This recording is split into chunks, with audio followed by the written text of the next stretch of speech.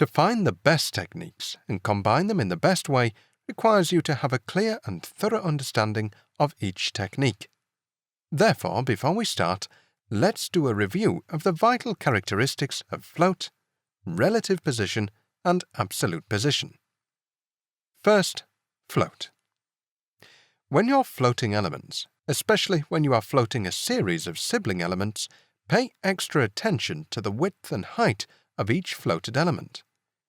You're strongly recommended to set a uniform and fixed width and height to every floated element. If one div is slightly longer than the others, even if by 1 pixel, it will block the floated elements behind it. This may even cause a ripple effect, and eventually it'll mess up your whole page layout.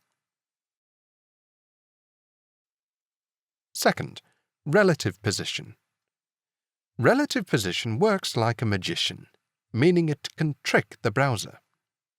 You can relocate relative positioned elements without causing any influence to its neighboring elements. If you only assign relative position to a page element, that element will not move at all. But relative positioned element is counted as a positioned element. This makes relative position the best candidate for creating reference objects for absolute positioned elements. Third, absolute position.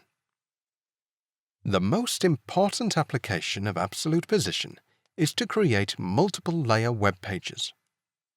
Absolute positioned elements will fly on top of normal flow elements defined after it, but will not fly on top of normal flow elements defined before it. Therefore, when you're creating a double-layer web page using absolute position, make sure in your HTML file you define the second layer first and set it to absolute position. The new absolute positioned element will fly on top of the old ones, but you can use the z-index to control how high each element flies.